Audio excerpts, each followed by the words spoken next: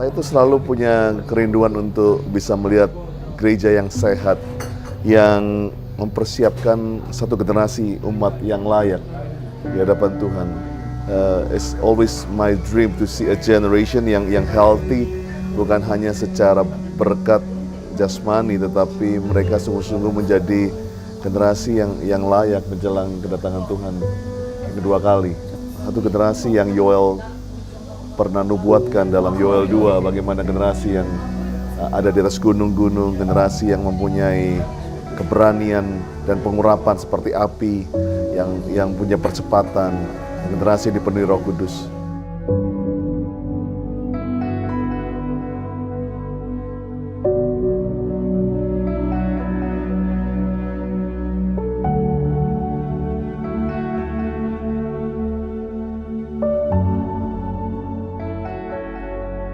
Dan satu kerinduan saya untuk selalu bisa melihat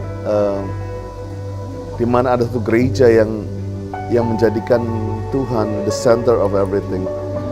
Saya rindu bahwa gereja GB Gandaria City menjadi gereja yang dikenal sebagai a God-centered church, di mana Tuhan menjadi pusat segalanya, Tuhan menjadi perhatian dari semuanya, sehingga orang datang bukan karena program, bukan karena entertainment, tapi orang datang karena Jesus. Orang datang cuma karena ingin merasakan kesembuhan, jamahan, penghiburan daripada Tuhan Yesus sendiri.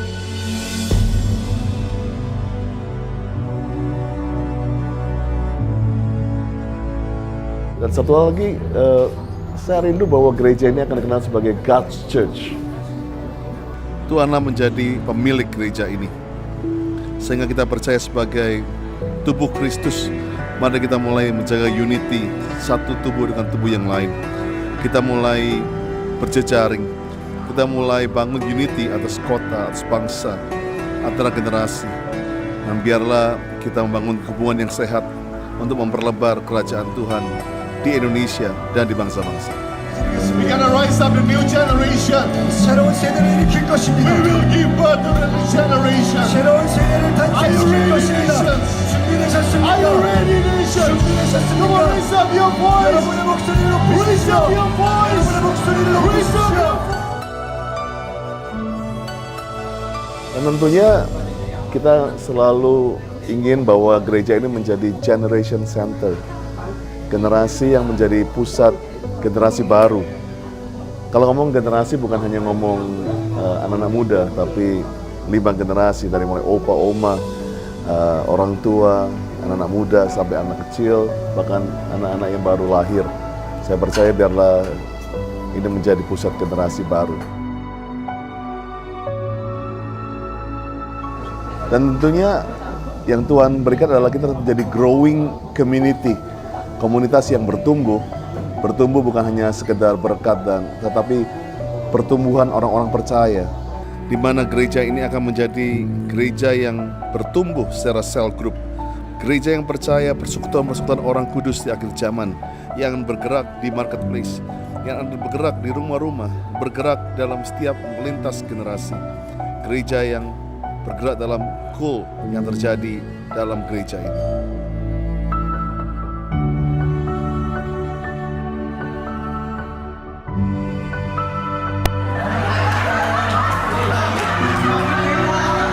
Biarlah gereja ini dikenal sebagai generous church, gereja yang mempunyai compassion, gereja yang mempunyai belas kasihan.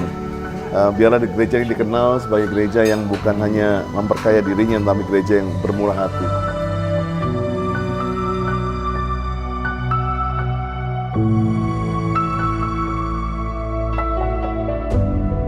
Dan tentunya untuk menjadikan satu gereja atau umat yang mempunyai a godly character, karakternya Tuhan Yesus.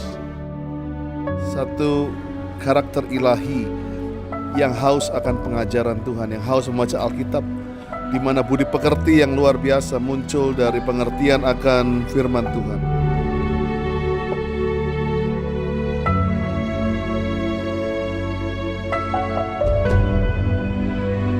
Dan tentunya yang terakhir, saya rindukan bahwa gereja ini menjadikan Satu tren yang baru yang disebut dengan God's culture. Satu hal yang orang-orang mengikuti, bahwa mengikuti Yesus adalah mengenai lifestyle, mengenai bagaimana kita tersenyum, bagaimana kita bekerja, bagaimana kita berkeluarga, bagaimana kita berbisnis, bagaimana kita memimpin, bagaimana kita hidup dalam komunitas. Biarlah gereja ini bisa menghasilkan the God's culture, di mana karakter Tuhan dinyatakan atas segala bangsa.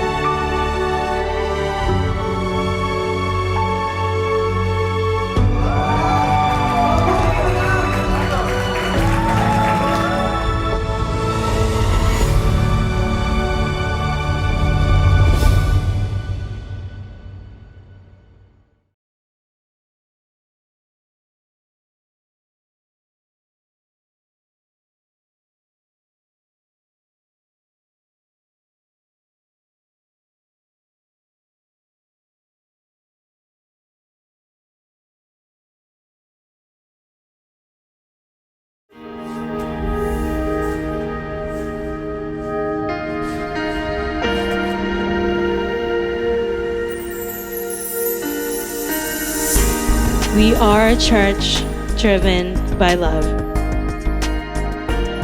A love that unites everybody together. No matter who you are, you belong. We are a church driven by passion. A passion for the lost. A passion for the brokenhearted. A passion for those who are in need.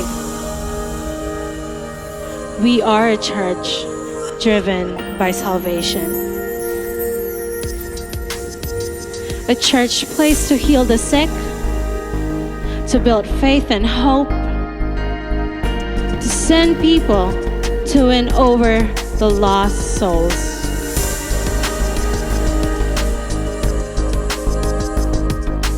We are Grow Center Church.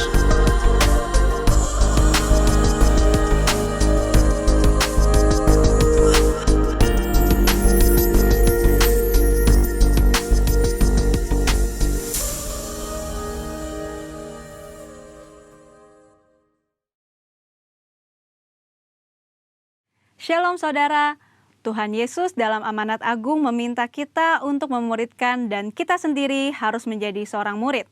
Namun banyak orang yang menganggap menjadi seorang murid itu susah dan tidak menyenangkan.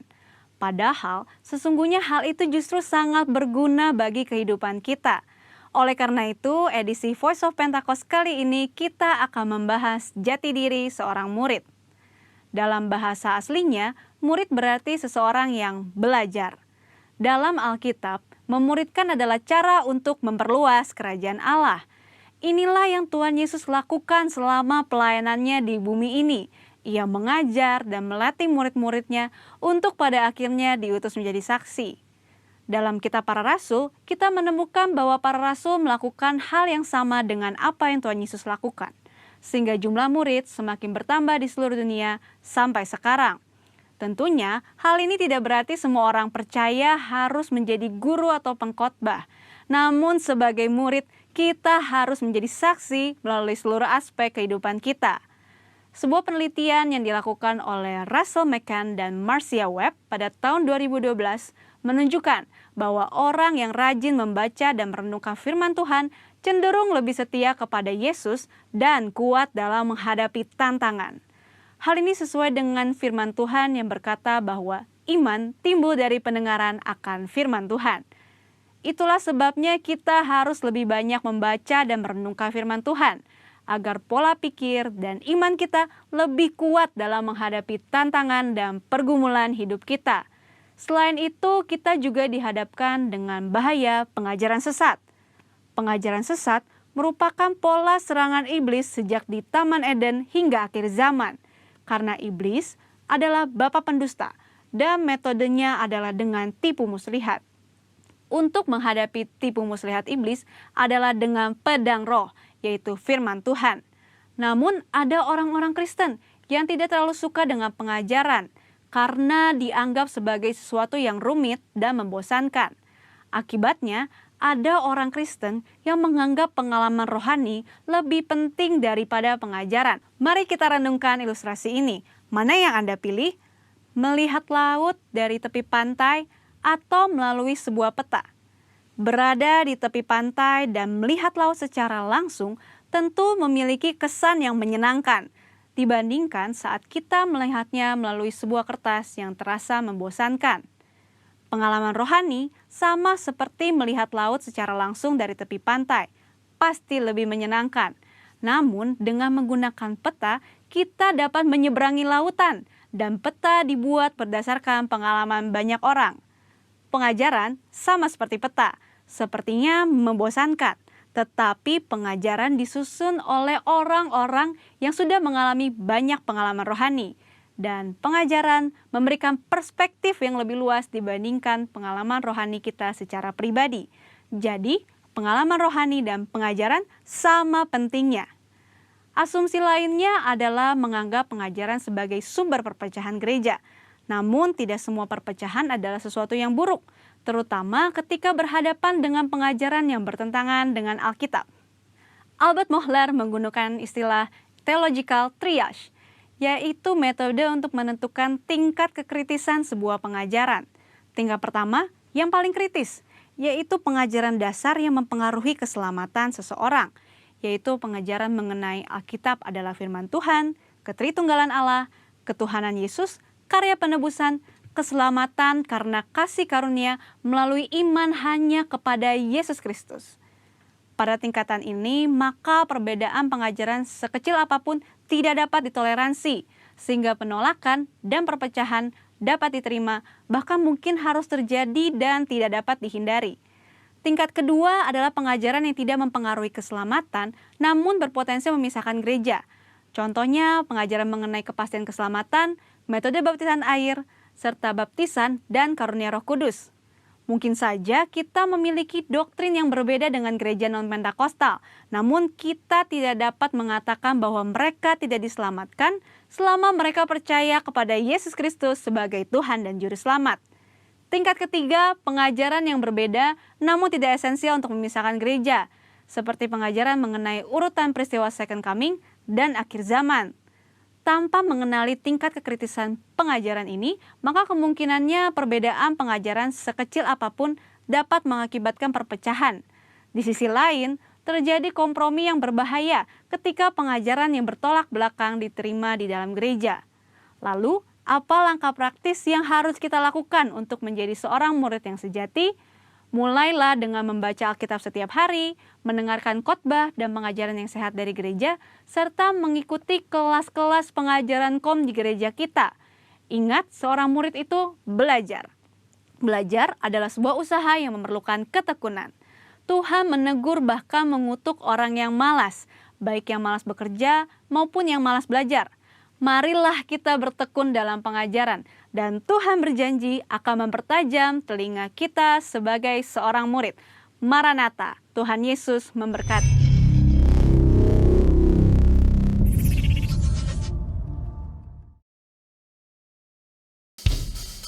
Shalom Grow Center. Bagaimana keadaanmu? Luar biasa. Luar biasa.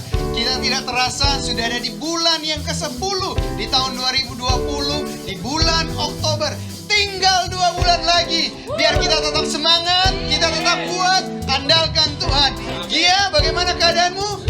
Luar biasa. Kalau Deon, luar biasa.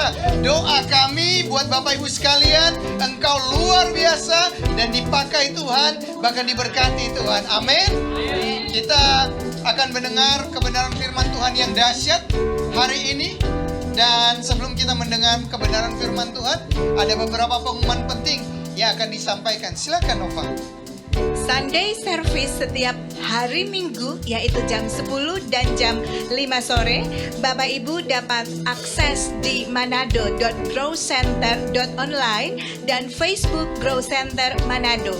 Kami mengajak Bapak Ibu semua untuk sama-sama dengan kami dalam kebaktian tengah minggu yaitu setiap hari Rabu jam 8 malam. Bapak Ibu juga dapat akses di manado.growcenter.online dan Facebook Grow Center Manado. Untuk kegiatan KUL sepekan, Bapak Ibu dapat menghubungi gembala KUL masing-masing.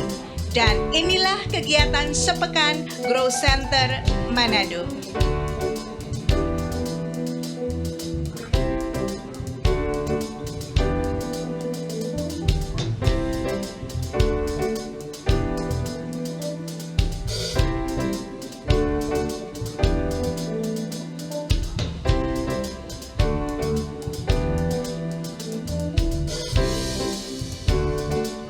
Persembahan ucapan syukur dan persembahan yang lainnya, Bapak Ibu dapat scan QR code yang ada di screen. Untuk more info bisa dilihat di Instagram dan Facebook Grow Center Manado. Terima kasih. Dan sebagai keluarga, kita akan menopang doa buat keluarga-keluarga kita yang ada di rumah. Mari angkat tangan kita, sama-sama kita berdoa. Tuhan, kami percaya di bulan Oktober ini kami akan mendapatkan kelepasan, kami akan mendapatkan terobosan, bahkan kesembuhan yang dari Tuhan terjadi atas setiap pribadi maupun keluarga. Saat ini kami menopang doa buat papa yang lagi sakit, kiranya Engkau sembuhkan dari bengkak di paha dan kaki sebelah kanan karena jatuh Tuhan. Kami berdoa terjadi pemulihan, terjadi kesembuhan di dalam nama Tuhan Yesus. Kami juga berdoa buat pribadi yang hari-hari ini mengalami Tuhan proses cuci darah di dalam kehidupannya. Biar ada pemulihan yang dari Tuhan terjadi di dalam nama Tuhan Yesus. Buat pribadi yang kuliah Tuhan, Engkau berikan kelancaran di dalam perkuliahan mereka, sehingga semua itu bisa berjalan dengan baik. Bahkan kami juga berdoa Tuhan, buat pribadi demi pribadi yang membutuhkan pekerjaan, biar kiranya Tuhan berikan pekerjaan yang terbaik, sehingga lewat pekerjaan itu orang tua dapat dibahagiakan. Dan kami saat ini menopang doa juga buat keluarga maupun pribadi yang lagi mengalami hutang Tuhan. Kami percaya Engkaulah Jehovah Jireh, Tuhan yang sanggup memenuhi segala kebutuhan kami, Tuhan yang sanggup melepaskan kami dari setiap hutang, dan biar hutang-hutang terbayar lunas dan nama Tuhan dipermuliakan. Buat pribadi yang lagi mengalami kehamilan, biar kehamilannya berjalan dengan baik, dengan lancar, janinnya dapat berkembang dengan sehat. Dan kami percaya pada waktunya ada kelahiran ilahi terjadi di dalam nama Tuhan Yesus. Sekali lagi kami berdoa buat mama, biar kiranya Engkau sembuhkan dari asam lambung. Kami percaya mujizat Tuhan masih ada sampai saat ini di dalam nama Tuhan Yesus. Haleluya. Amin. Mari Bapak Ibu bersama-sama kita bersyukur atas apa yang telah Tuhan lakukan bagi keluarga-keluarga kita, di mana doa-doanya dijawab Tuhan. Mendapat berkat untuk membayar sekolah anak, mendapat pekerjaan, bisnis berjalan dengan lancar. Kami bersyukur juga Tuhan mendapat ruko yang baru dan tempat usaha, juga kadar gula dan kaki yang sudah disembuhkan dari Tuhan. Amin. Sungguh luar biasa, sungguh luar biasa. Saya percaya itu terjadi buat setiap Anda yang ada di rumah. Dan hari ini kita ada di dalam bulan Oktober, di mana tema dari Grow Center adalah Strong and Healthy Family. Siapkan hatimu, kita akan menerima kebenaran firman Tuhan yang akan disampaikan oleh Pastor Jose Carroll. Ketika kita membuka hati, saya percaya hari ini akan ada terjadi pemulihan di dalam keluarga. Suami istri dipulihkan, orang tua dan anak hubungannya dipulihkan, dan nama Tuhan dipermuliakan. Amin. Tapi sebelumnya, mari kita sama-sama masuk dalam doa pujian dan penyembahan. Angkat hati kita dan kita akan menyembah Tuhan. Haleluya. Haleluya. Haleluya, mari Grow Center Family, dimanapun Anda berada, sendiri maupun bersama keluarga, mari sama-sama kita memuji Tuhan. Bapak Ibu, Saudara bisa berdiri dari kursi Bapak Ibu, dan sama-sama kita menari untuk Tuhan. Haleluya.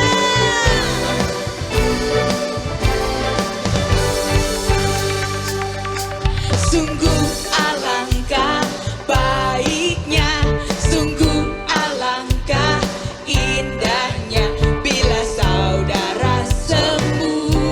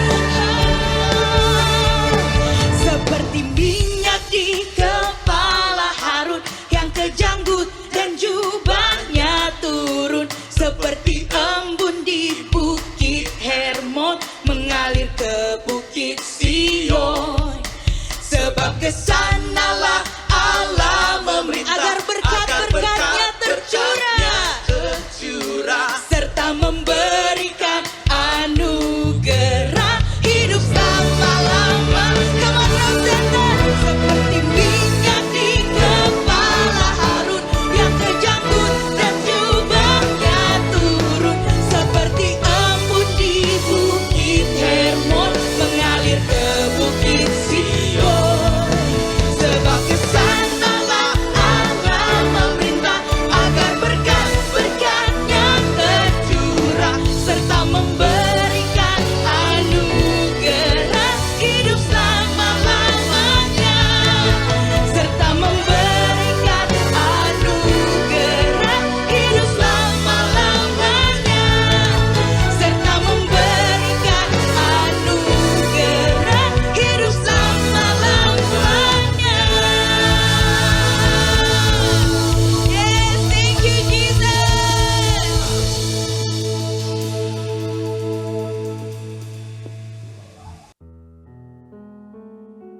Kami berdoa Tuhan, biar hadirat-Mu memenuhi setiap kami.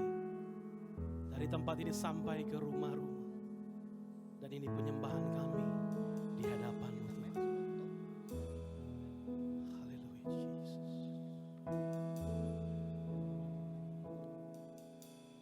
Penuhi hatiku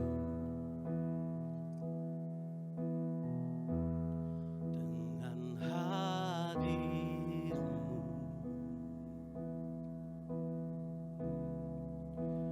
Ku rindu memandang wajah-Mu, oh Tuhan, di dalam kekudusan-Mu. Bawaku dekat dalam hadir-Mu.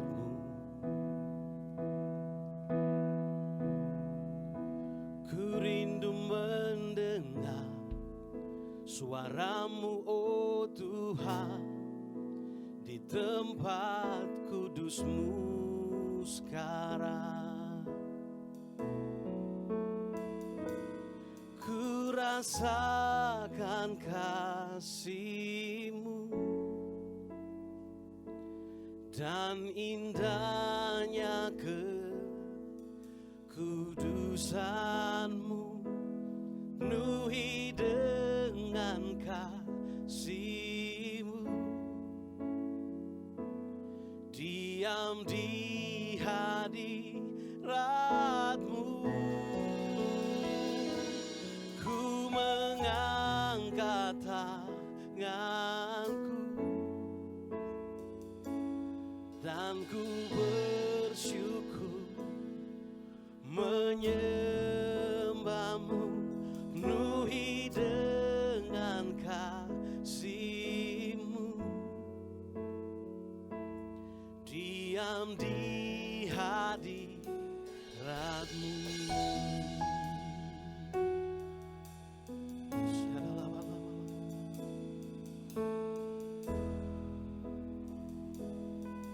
Penuhi kami Tuhan, penuhi hatiku dengan hadir-Mu.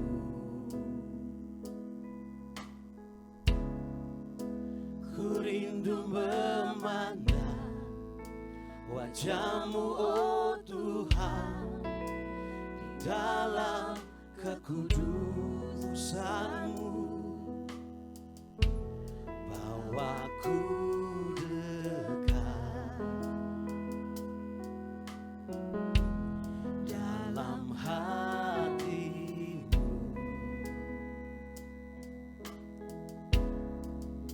Ku rindu mendengar suara-Mu, oh Tuhan, di tempat kudus-Mu sekarang.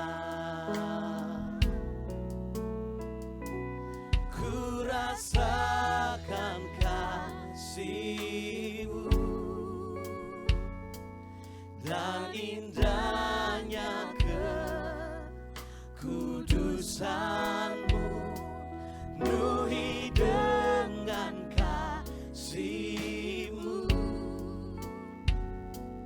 diam di hadirat-Mu,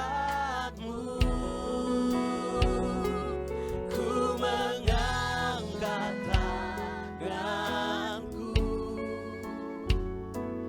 dan ku bersyukur menyembah-Mu, penuhi dengan kasih-Mu, diam di hadirat-Mu, ku rasakan kasih-Mu, haleluya, dan indahnya kekudusan-Mu, penuhi dengan kasih-Mu, diam di hadirat-Mu, ku mengangkat tanganku, haleluya, dan ku bersyukur menyembah-Mu, penuhi dengan kasih-Mu, diam di hadirat-Mu.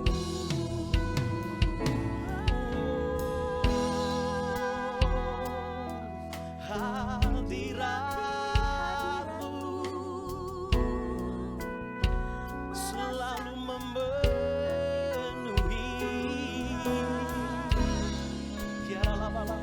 Mari Bapak Ibu Saudara, angkat hatimu, buka hatimu, sama-sama kita menyembah Dia.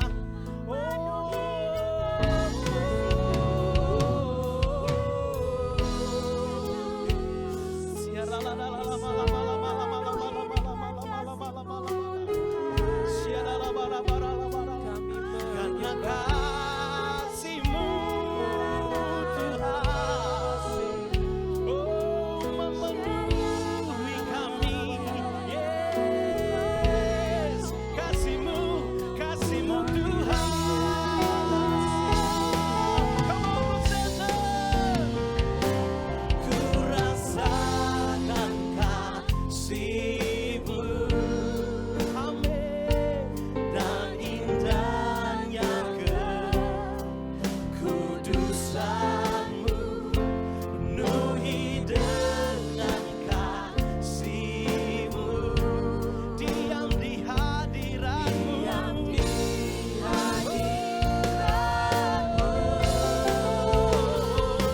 ku mengangkat tanganku, tanda kami berserah Aba, dan ku bersyukur menyembah-Mu, penuhi dengan kasih-Mu,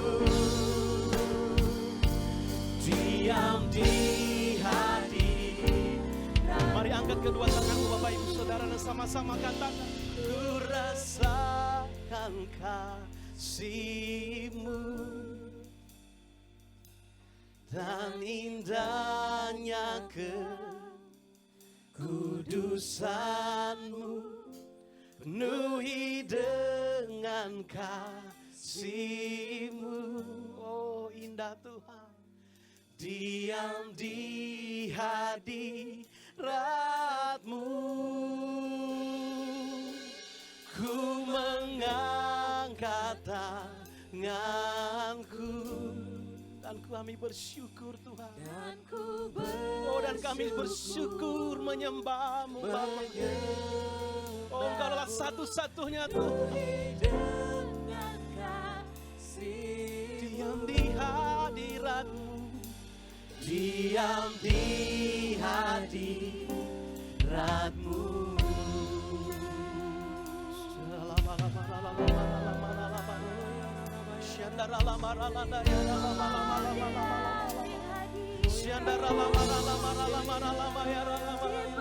Oh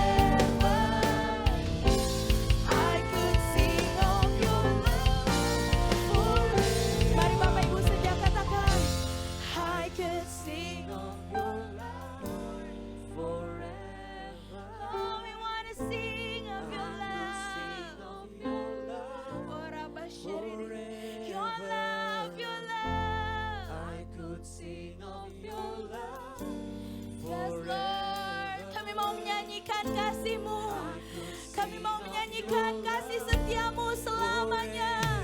Kasih-Mu. Oh, your love, your love, your love. Kasih-Mu yang memuaskan setiap kami Tuhan. Jesus, 'cause I could sing of your love forever. And I could sing of your love forever. I could sing of your love forever.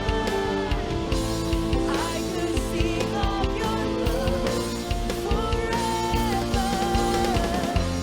I could sing of your love forever. 'Cause I could sing of your love forever. I could sing of your love forever.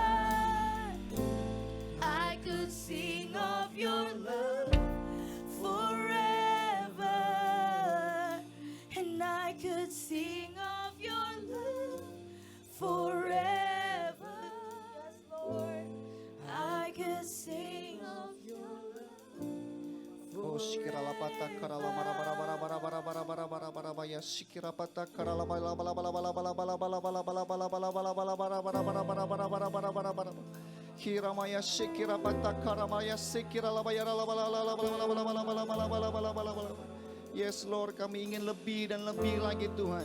Biar senantiasa kuasa-Mu mengurapi setiap kami Tuhan Yesus. Oh, bangkitkan akan iman kami Tuhan. Bangkitkan akan iman kami Tuhan. Oh, kami mau bersekutu Tuhan. Kami mau menyembah Engkau Tuhan. Kami mau lebih akan hadirat-Mu Tuhan. Biar kiranya kuasa-Mu Kau nyatakan bagi setiap kami di dalam nama Tuhan Yesus. Kami berdoa untuk ibadah ini Tuhan. Dimanapun kami berada Tuhan Yesus. Oh, biar kiranya jamahan kuasa-Mu Tuhan terjadi. Engkau melawat keluarga demi keluarga Tuhan Yesus. Biar kiranya pemulihan terjadi di dalam nama Tuhan Yesus. Kami berdoa Tuhan memberkati akan bangsa kami Indonesia. Kami berdoa kiranya pertobatan terjadi atas bangsa ini Tuhan Yesus. Kami berdoa biar kiranya impartasi kuasa-Mu Tuhan terjadi atas bangsa Indonesia Tuhan. Kami berdoa Tuhan memohon akan urapan-Mu, memohon akan kasih karunia-Mu Tuhan atas bangsa kami Indonesia Tuhan. Biar kiranya Indonesia diluputkan dari segala mara petaka Tuhan Yesus. Kami berdoa saat ini Tuhan. Oh, untuk pandemi COVID-19 Tuhan, bahkan krisis ekonomi Tuhan, kami berdoa diamlah, redahlah di dalam nama Tuhan Yesus. Ada tangan Tuhan yang menjaga, ada tangan Tuhan yang menopang akan bangsa Indonesia di dalam nama Yesus.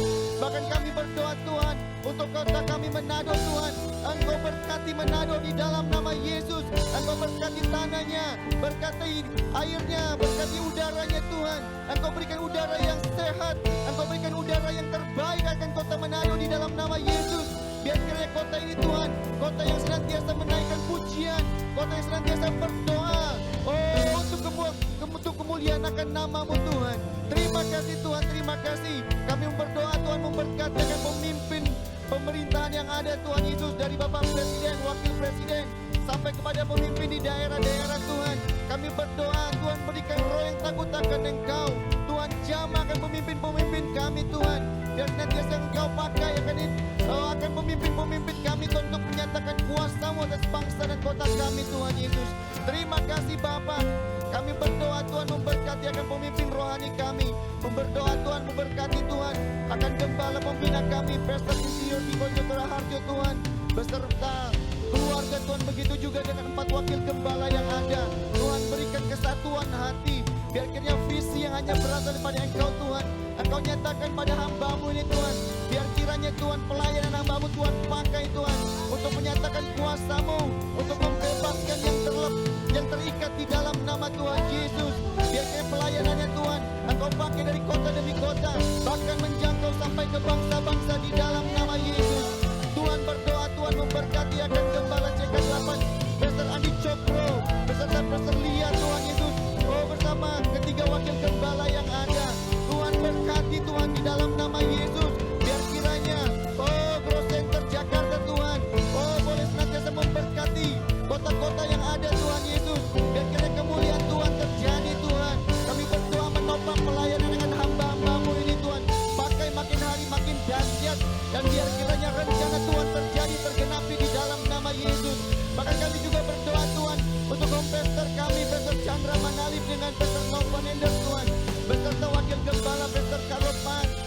terkelemahan Tuhan Yesus. Keluarga akan hamba-hamba-Mu ini Tuhan, kami berdoa. Biarkan turun perlindungan darah-Mu Tuhan sempurna di dalam nama Yesus. Pelayanan yang Tuhan Engkau berkati senantiasa Tuhan. Oh, biar kiranya kuasa-Mu senantiasa mengikuti akan pelayanan-pelayanan hamba-Mu ini. Kemanapun Tuhan Engkau nyatakan Tuhan itu pelayanan hamba-Mu ini berada Tuhan. Biar kegerakan Tuhan terjadi di dalam nama Yesus. Dan sekarang Tuhan, kami siap untuk beribadah Tuhan. Kami mau menyembah Engkau lebih lagi. Kami ingin memuji Engkau lebih lagi Tuhan. Dan kami percaya kuasa mujizat Tuhan terjadi melawat setiap kami di dalam nama Yesus. Kami berdoa Tuhan, mengucap syukur berterima kasih. Dan nyatalah kuasa-Mu di dalam nama Yesus. Haleluya. Mari Bapak Ibu, Saudara, bila Engkau bersama dengan keluargamu, mari sama-sama kita bergandengan tangan. Bila Engkau sendiri, mari taruh tanganmu di dada. Biar Engkau Tuhan Yesus yang menjadi pusat dari hidup kami. Engkau Tuhan Yesus yang menjadi pusat dari keluarga kami. Yesus,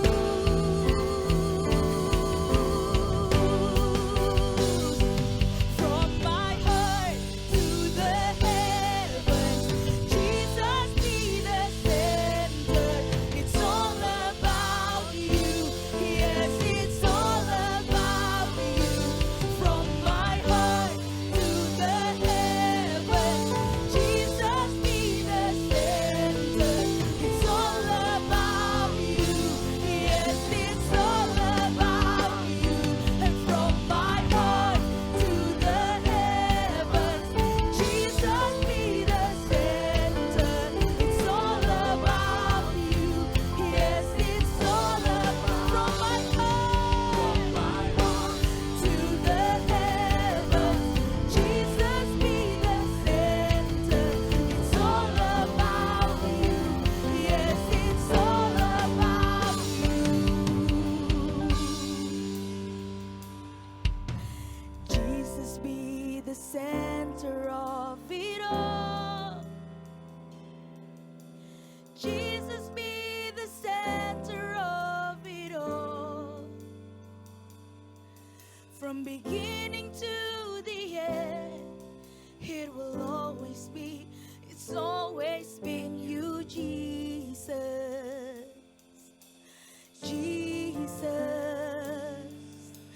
Jesus, Jesus, we cry out to you. Jesus, kami panggil namamu Yesus. Yesus, Engkau yang menjadi pusat atas segalanya. Yesus, Yesus, Engkau yang menjadi pusat. Engkau sumber dari segalanya.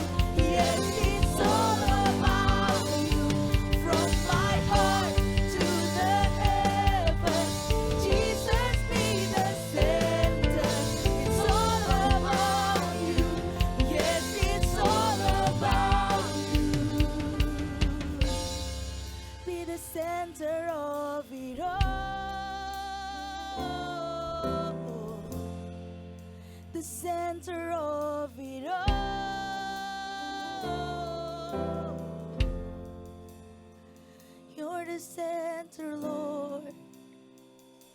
You're the center of my life. You're the center of it all. It's you, Jesus. It's you, Jesus. Kau yang kami perlu, Kau yang kami butuhkan. Gak ada yang lain yang bisa memenuhi kami selain daripadamu.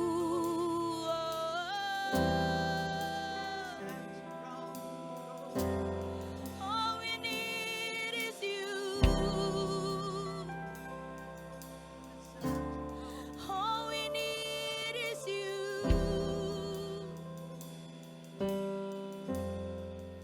Nothing else matters. Nothing in this world will do.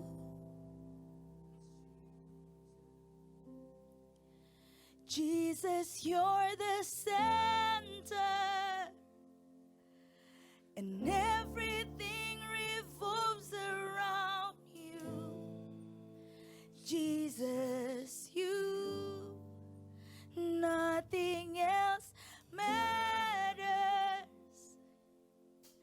Nothing in this world will do.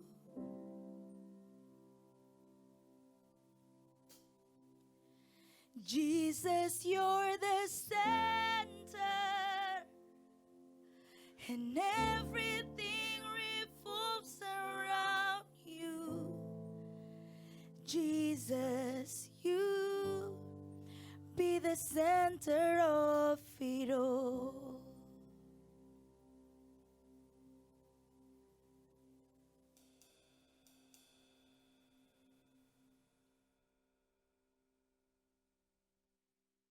Shalom kepada saudara semua yang ada di Grow Center, apa kabarnya? Dimanapun juga Anda berada dan mengikuti ibadah online pada hari ini.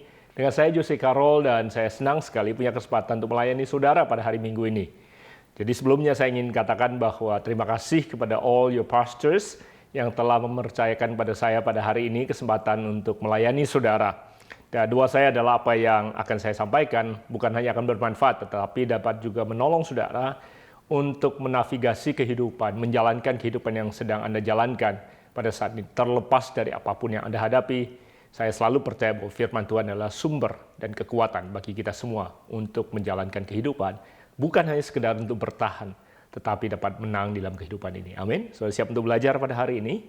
Tema yang diberikan oleh pemimpin saudara, tim pastors kepada saya adalah mengenai family. Topik yang kita akan bicarakan adalah tentang family, dan saya akan bicara kepada saudara tentang apa yang saya pelajari tentang family, dan saya selalu bersemangat sekali kalau saya punya kesempatan mengajar tentang family, dan itu sebabnya hari ini I'm very excited, dan saya khusus memberikan judul bagi pelajaran kita hari ini, Foundation for Life, dasar untuk kita membangun kehidupan, Foundation for Life.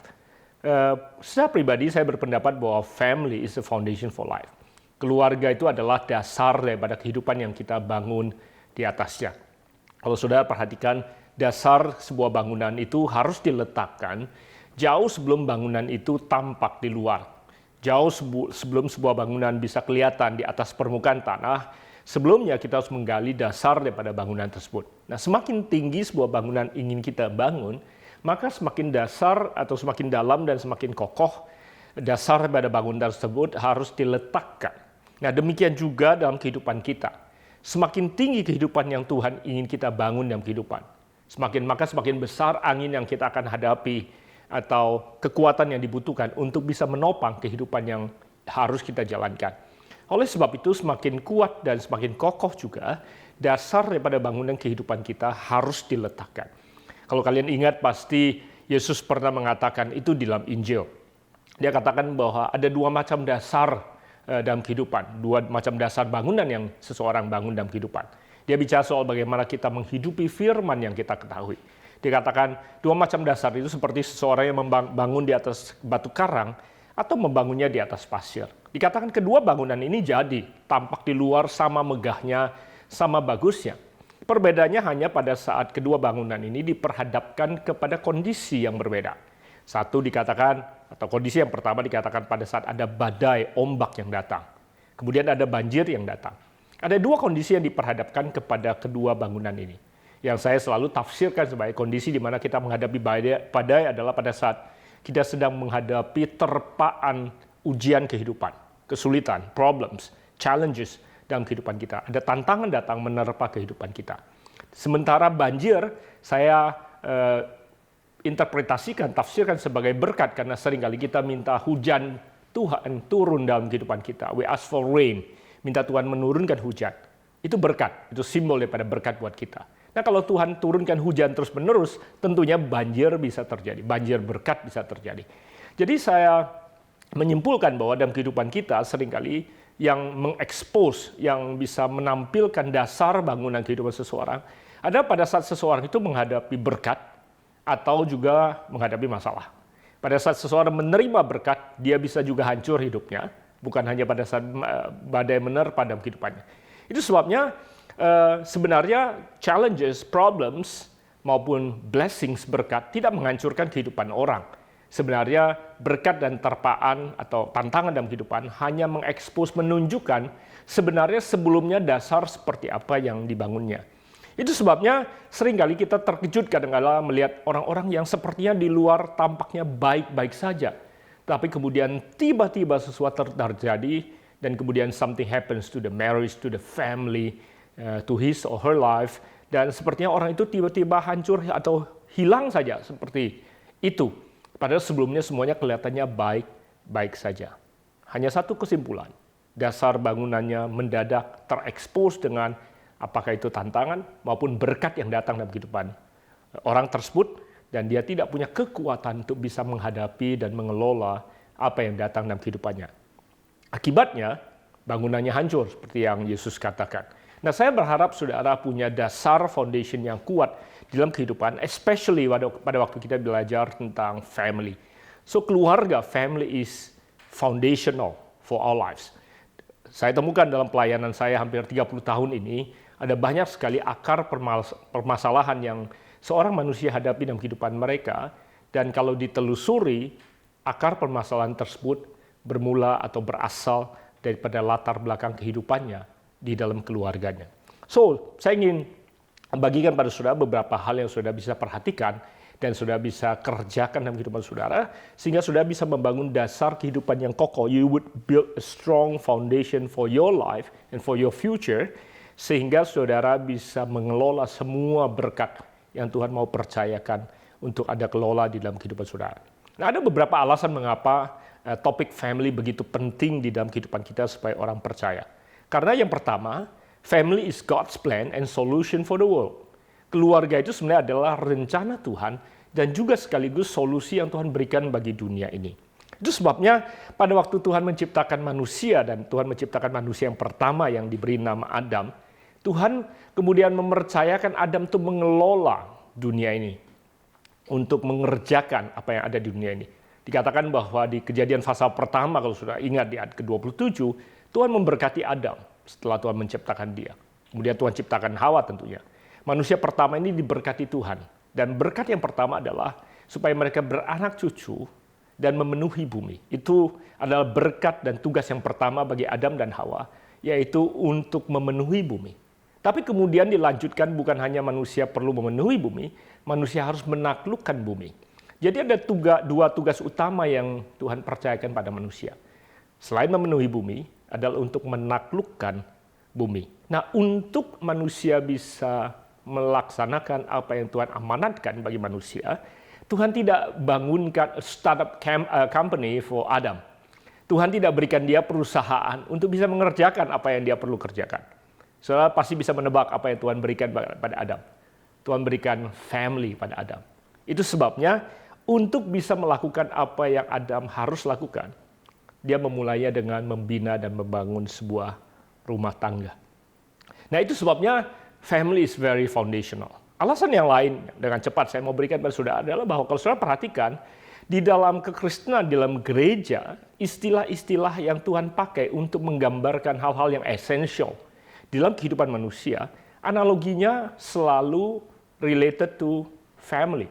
Contoh, Tuhan sendiri, Yesus sendiri memakai istilah hubungan dia dengan gereja, hubungan antara Kristus dengan jemaatnya, adalah hubungan seperti suami dan istri, mempelai pria dan mempelai wanita.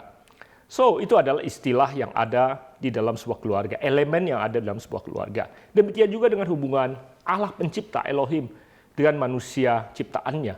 Dia menyebut dirinya Bapa dan kita disebut sebagai anak. Church is a family, keluarga. Saudara, itu sebabnya keluarga adalah bagian daripada rencana Tuhan untuk memungkinkan manusia menggenapi rancangan Tuhan, untuk memenuhi dan menaklukkan bumi. Nah, itu sebabnya, saudara, ada beberapa hal yang saya ingin bagikan pada saudara dalam pelajaran kita hari ini, mengapa keluarga begitu penting dan bagaimana saudara memerhatikan hal-hal yang saya akan bagikan ini akan menolong saudara membangun dasar dan fondasi yang sehat.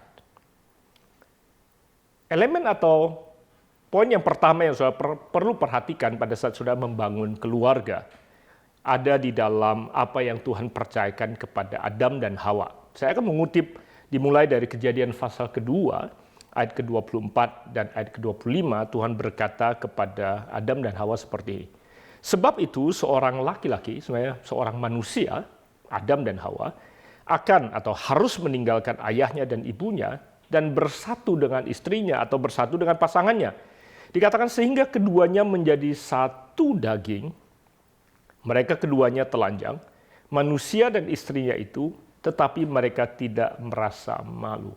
Pelajaran pertama yang sudah harus perhatikan pada saat saudara membina dan membangun keluarga, apabila saudara yakin bahwa keluarga adalah dasar daripada kehidupan yang Tuhan ingin percayakan pada saudara, dikatakan bahwa yang pertama adalah pernikahan yang harus menjadi satu, oneness dalam sebuah pernikahan.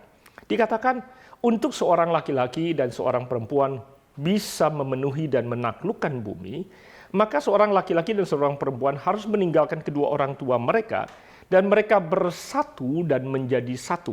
Mereka bukan hanya bersatu, tapi mereka harus menjadi satu. Itu sebabnya hari pemberkatan pernikahan adalah pada saat hari di mana kedua individu datang bersatu. Mereka bersatu rumah, bersatu kamar, bersatu ranjang. Tetapi proses untuk menjadi satu adalah sebuah perjalanan yang harus seumur hidup seorang suami dan seorang istri lakukan dalam kehidupan mereka. Sebab untuk mereka memenuhi bumi cukup tubuh mereka menjadi satu. Apabila mereka berdua tubuh bersatu menjadi satu, maka mereka berpotensi untuk bisa memberikan keturunan kepada bumi ini. Tetapi untuk mereka punya keturunan yang dapat menaklukkan bumi, maka yang harus menjadi satu bukan hanya tubuh mereka saja, tetapi jiwa mereka harus menjadi satu. Apa itu artinya jiwa mereka menjadi satu? Pikiran mereka menjadi satu. Perasaan mereka harus bersatu. Kehendak mereka, mimpi-mimpi mereka, masa depan mereka harus menjadi satu. Nah, tanpa jiwa mereka menjadi satu, maka mereka tidak akan ada kesepakatan. Alkitab berkata kalau dua orang sepakat minta apa saja, maka Tuhan dapat mengabulkan. Kedahsyatan dan kekuatan oneness daripada sebuah pernikahan itu yang menyebabkan Tuhan bisa mencurahkan berkat dan menjawab doa mereka, sekaligus untuk mereka dapat dengan sepakat membesarkan anak-anak mereka. Nah, untuk sebuah pernikahan bisa punya anak-anak yang dahsyat dan luar biasa, maka kedua orang tua mereka, sang papa dan sang mama, harus punya kesatuan pemikiran, kesatuan perasaan, dan kesatuan keputusan yang mereka ambil dalam kehidupan mereka. Jiwa mereka harus menjadi satu. Itu sebabnya karena dahsyatnya oneness bukan hanya mentally jiwa mereka menjadi satu, tapi roh mereka juga menjadi satu. Pada saat ada firman Tuhan yang sama di dalam roh mereka menjadi satu, yang mengikatkan kehidupan mereka. Nilai-nilai dasar kehidupan ada dalam kehidupan mereka. Maka secara jiwani dan secara rohani mereka solid becoming one. Maka mereka akan inseparable, tidak dapat terpisahkan. Dan apapun yang mereka sentuh dan dibuat Tuhan berhasil. Nah, itu sebabnya karena janji Tuhan ada di dalam rumah tangga atau di dalam family, dan rencana Tuhan ada dalam sebuah keluarga, maka musuh dan iblis juga tahu satu-satunya cara untuk menghancurkan masa depan dan janji Tuhan bagi bumi ini adalah merusak rumah tangga, dan merusak kesatuan pernikahan. Itu sebabnya perjanjian lama ditutup dengan janji bahwa Allah akan mengembalikan hati bapa kepada anak-anaknya. Perjanjian baru secara kronologis sebenarnya Lukas yang menulisnya di pasal yang pertama diulangi lagi dengan kata-kata yang sama. Keinginan Allah, Elohim, untuk mengembalikan hati bapa kepada anak-anaknya. Nah itu sebabnya saya seringkali berkata pada anak-anak yang lebih muda, terutama yang sedang berpacaran. Kalau kalian berpacaran, yang kalian harus cari compatibility adalah emotional and mental compatibility. Pikiran kalian yang harus kalian samakan seumur hidup kalian. Perasaan kalian, mimpi kalian, visi yang Tuhan percayakan, nilai secara rohani, kebenaran firman Tuhan, posisi Tuhan dalam kehidupan kalian masing-masing. Nah kalau secara rohani sudah ada gap yang begitu besar, secara pemikiran, secara perasaan, secara kehendak, rencana, visi masa depan, ada gap yang begitu besar. Seberapapun secara fisik kalian punya compatibility, kalian punya tugas rumah yang sangat amat besar. Jadi buat saudara yang masih muda, kalau saudara mau mempersiapkan diri dan mau berpacaran, yang kalian harus cari adalah compatibility mentally. Apa pemikiran kalian bisa diperdekatkan, perasaan kalian, mimpi kalian, visi kalian, passion kalian, dan kemudian posisi Tuhan dalam kehidupan kalian, nilai-nilai firman Tuhan dalam kehidupan kalian. Nah itu yang akan menentukan keberhasilan oneness yang ada dalam kehidupan saudara. Itu sebabnya seringkali jokingly saya katakan gini, pada yang muda, tukar pikiran, tukar perasaan, tukar mimpi, itu jauh lebih penting daripada tukar eliur. Karena banyak sekarang yang muda pacaran sibuk tukar eliur, apalagi pandemi corona, jangan tukar cairan tubuh, tukar pikiran. It doesn't matter kalau sudah tukar pikirannya pakai Zoom, pakai WA call, pakai video, itu adalah method atau platform yang sudah pakai. But most important part adalah tukar pikiran, karena pikiran itu nggak berpindah hanya karena tidur satu bantal saja. Suami dan istri yang sudah menikah lama pun, walaupun menempel kepalanya di satu bantal, tidak berarti isinya berubah atau berpindah. Demikian juga isi hatinya. Nah, seorang istri akan berkata bahwa aku tidak lagi kenal siapa dia yang tidur di sebelah saya, walaupun sudah lama menikah, 38 tahun. Karena dia tidak lagi tahu apa yang ada dalam pikirannya dan apa yang ada dalam hatinya. So closeness, kedekatan kita dengan seseorang, karena kita tahu apa yang ada dalam isi pikirannya, dan kita tahu bahwa dia tahu apa yang ada dalam pikiran dan hati kita. Itu sebabnya di dalam Mazmur 139, Daud katakan bahwa dia merasa Tuhan itu begitu dekat dengan dia, karena sebelum dia berkata-kata, sebelum dia mengungkapkan apa yang dia inginkan, Tuhan sudah tahu. That's how you feel close to someone. Nah, banyak istri yang berharap suaminya bisa mengerti, memahami pikiran dan perasaan dirinya seperti itu. Tapi masalahnya adalah suami kita bukan Tuhan yang bisa baca pikiran dan bisa menebak perasaan kita. Itu sebabnya kita harus tukar pikiran dan tukar perasaan dan tukar mimpi. Kasih tahu suamimu, kasih tahu istrimu apa yang kau pikirkan. Kasih tahu kepada dia apa yang kau rasakan. Kasih tahu apa yang kau mimpikan. Nah, apabila kita bertukar apa yang ada di dalam isi pikiran, perasaan, hati kita, dan kita sama-sama mendalami firman yang menjadi bagian daripada kehidupan kita, maka mentally and spiritually we become stronger and more becoming one. Dan pada saat kita kuat secara mental dan spiritual, maka kesatuan kehidupan kita akan menghadirkan berkat. So oneness, itu elemen yang pertama. Nah kalau di sini saudara feel, ada banyak sekali masalah yang bermuara kepada oneness di sini. Misunderstanding, konflik, kemudian distance, gap dalam rumah tangga. Semua bermuara kepada hal yang sangat sederhana di sini.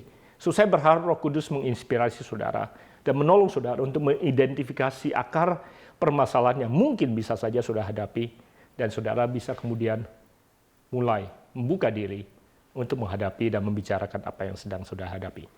Jangan izinkan misunderstanding, miscommunication, salah pengertian, salah komunikasi, merampas dan mencuri berkat dan damai sejahtera yang ada dalam kehidupan saudara. So elemen yang pertama, oneness. Nah elemen yang kedua yang saudara harus perhatikan dalam sebuah rumah tangga adalah elemen yang saya sebut sebagai identity. Keluarga adalah tempat di mana Tuhan lahirkan kita untuk supaya identitas dan nilai diri kita atau self-esteem kita dibangun. Nah itu sebabnya setiap kita dilahirkan dalam keluarga. Tuhan menempatkan seorang manusia dilahirkan di dunia ini di dalam sebuah keluarga, terlepas dari keluarganya utuh apa tidak waktu dia lahir. Dibutuhkan seorang ayah dan seorang ibu untuk menghadirkan atau melahirkan seorang anak. Tetap tidak bisa dua orang ayah atau dua orang ibu melahirkan anak. It takes a man and a woman yang kemudian bersatu to become one, untuk melahirkan seorang anak. Itu sebabnya keluarga adalah tempat di mana kita membangun identitas diri kita, di mana kita dilahirkan.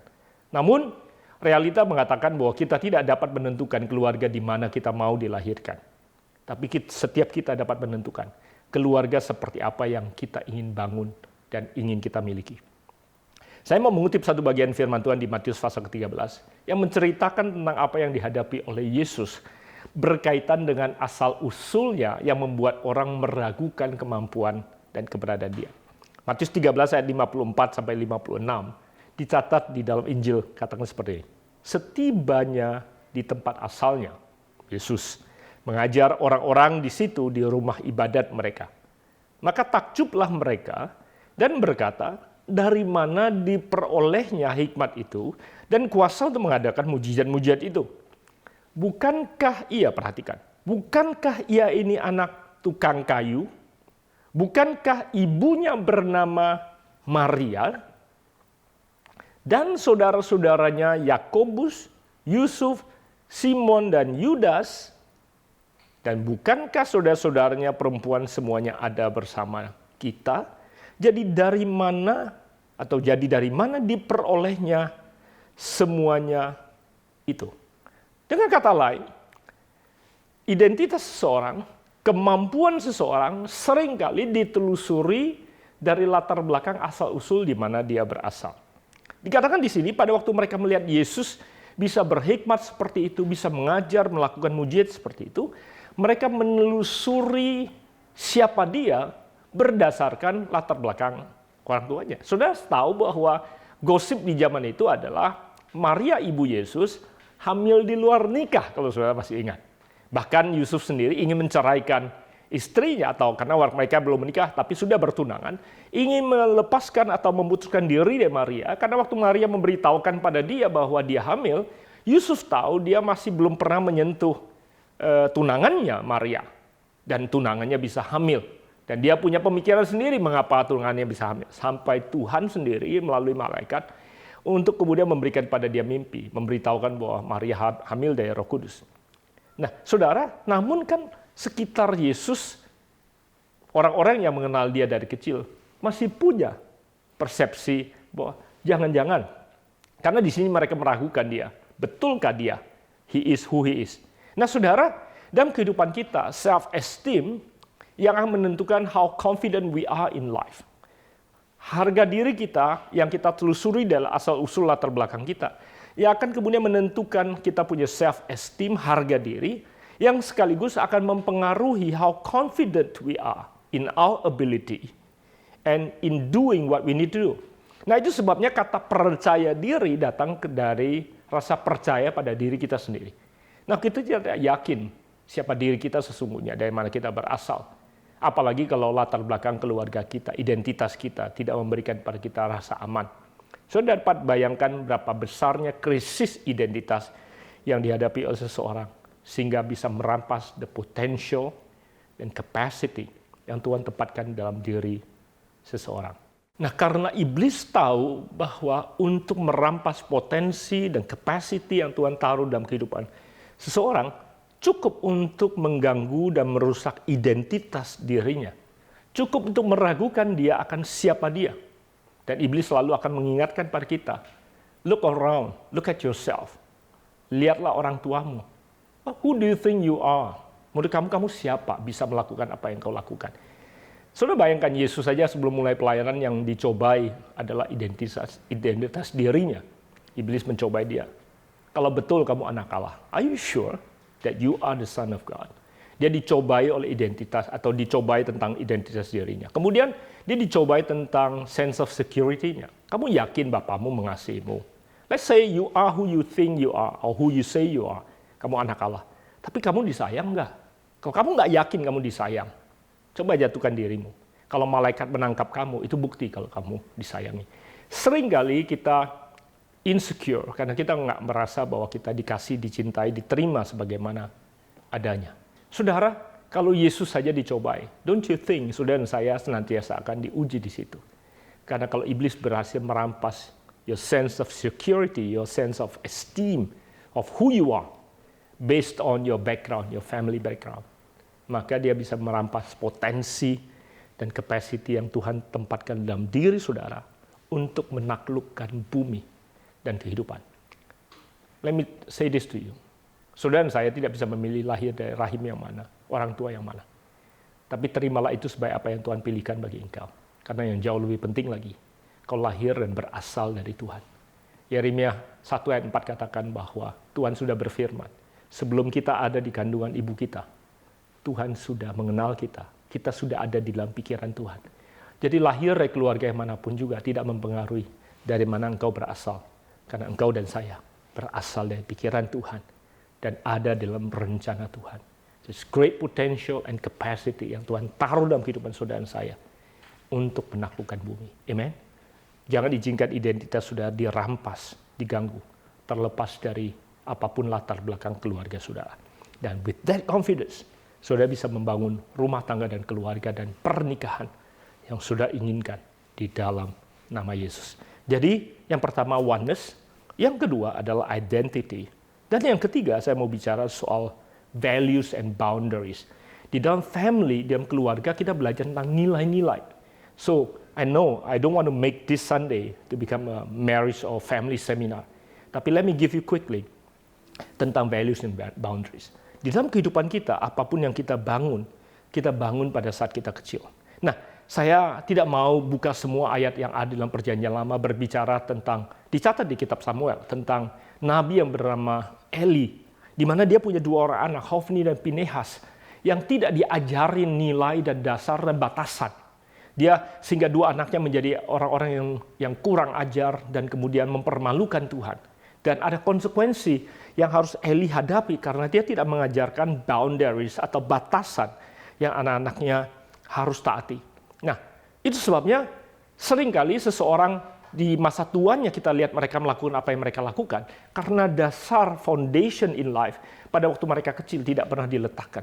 Dari kecil tidak pernah belajar batas, tidak pernah belajar rasa hormat, tidak pernah belajar sopan santun, etika dan lain sebagainya. Those are all values yang harus ditanamkan pada saat seseorang sedang bertumbuh besar. Dan semua itu diajarkan dalam keluarga.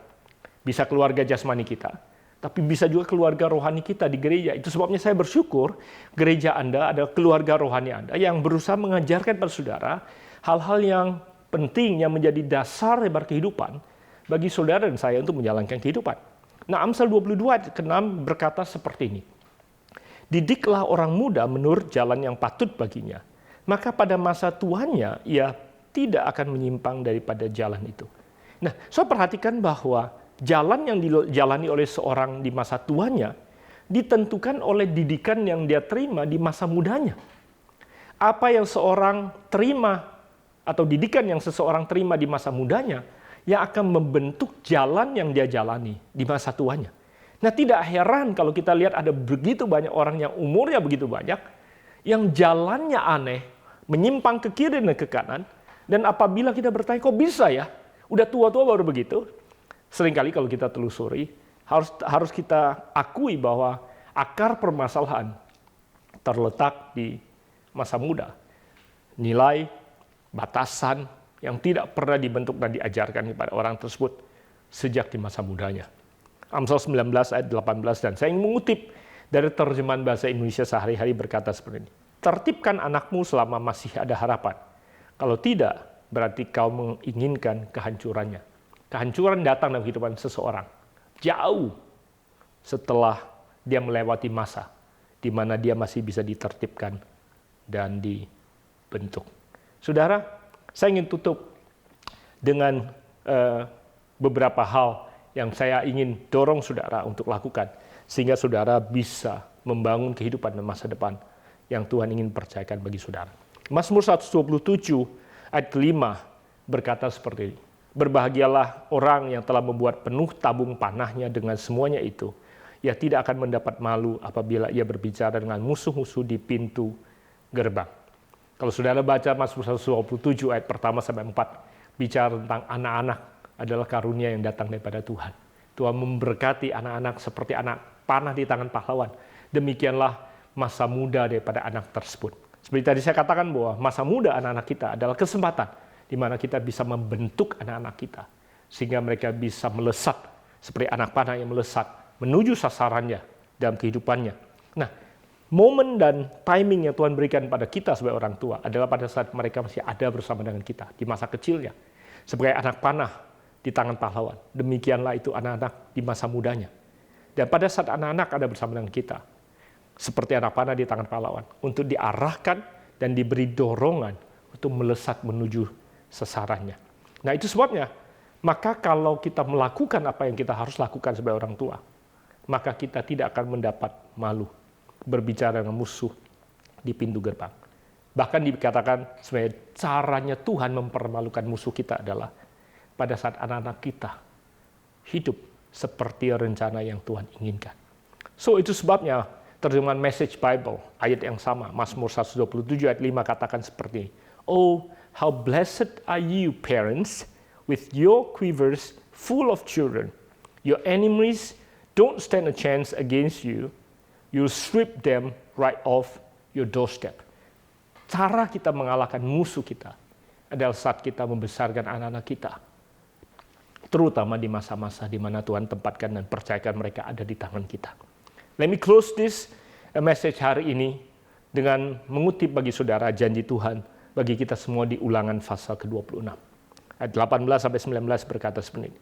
Dan Tuhan telah menerima janji daripadamu pada hari ini, bahwa engkau akan menjadi umat kesayangannya, seperti yang dijanjikannya kepadamu, dan bahwa engkau akan berpegang pada segala perintahnya, dan ia pun akan mengangkat engkau di atas segala bangsa yang telah dijadikannya, untuk menjadi terpuji, ternama, dan terhormat. Maka engkau akan menjadi umat yang kudus bagi Tuhan, Allahmu, seperti yang dijanjikannya. Growth Center, Tuhan berjanji bahwa saudara akan terpuji, ternama, dan terhormat apabila saudara melakukan apa yang firman Tuhan berikan pada saudara pada hari ini. Pada saat saudara melihat keluarga dengan perspektif yang berbeda, membangun rumah tangga seperti yang Tuhan inginkan.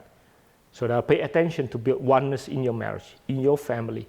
Saudara mulai memperhatikan bagaimana membangun identitas di dalam kehidupan anak-anak saudara.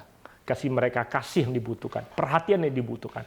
Give them that sense of identity, self-esteem, and sense of security yang mereka perlukan sehingga mereka tumbuh besar seperti anak-anak panah yang bisa melesat menuju sasaran yang Tuhan inginkan. Dan saudara mengajarkan nilai-nilai boundaries dalam kehidupan mereka sehingga di masa tua mereka saudara tidak akan mendapat malu dan dapat mempermalukan musuh. Dan saya percaya seperti yang Tuhan janjikan, terpuji, ternama, dan terhormat akan menjadi bagian daripada kehidupan kita. Doa saya bagi saudara semua adalah Growth Center, you're gonna grow, terpuji, ternama, terhormat, dan bukan hanya bagi kota Jakarta, tapi sampai ke ujung bumi. God bless you all. It has been a pleasure to berbagi dengan saudara pada hari ini. Dan doa saya adalah sudah terus dipelihara Tuhan. Tetap sehat, tetap semangat. God bless you all. Tuhan memberkati. Wow, kebenaran firman Tuhan yang dahsyat. Engkau diberkati? Amin. Kita diberkati. Sekali lagi terima kasih buat Pastor Jose Carol yang sudah menyampaikan kebenaran firman Tuhan.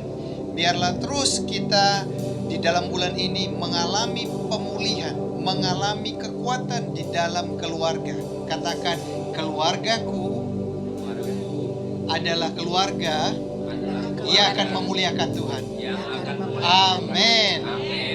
Dan angkat kedua tangan, kita akan doa berkat. Bapak, terima kasih buat hari ini. Kami mengucap syukur untuk setiap kebaikan-Mu Tuhan. Saat ini kami berdoa, kiranya Tuhan Yesus memberkati ketika kami masuk maupun ketika kami keluar. Diberkati di kota maupun di desa, di gunung maupun di lembah. Diberkatilah setiap bakul adonanmu dan diberkatilah buah kandunganmu di dalam nama Tuhan Yesus. Diberkatilah pribadi dan keluargamu. Biar engkau menjadi keluarga yang kuat dan sehat di dalam Tuhan. Dan apapun yang kau kerjakan dengan takut akan Tuhan, Tuhan Yesus buat berhasil sehingga nama Tuhan dipermuliakan.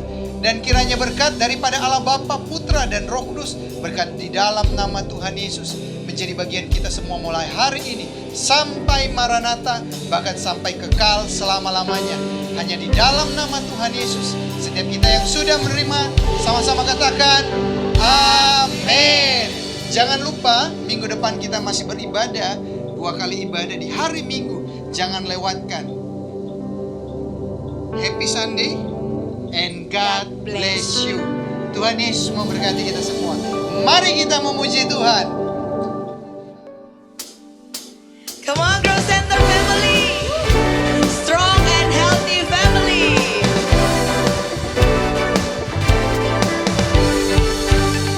Sungguh alangkah baiknya, sungguh alangkah indahnya bila saudara semua hidup rukun bersama. Sungguh alangkah baiknya, sungguh alangkah indahnya bila saudara semua hidup rukun bersama. Seperti minyak kepala Harun yang kejangkut dan jubahnya turun, seperti embun di bukit Hermon mengalir ke bukit Sion. Sebab kesanalah Allah meminta agar berkat-berkat, mari saling mencurahkan berkat serta memberikan anugerah hidup selama-lamanya.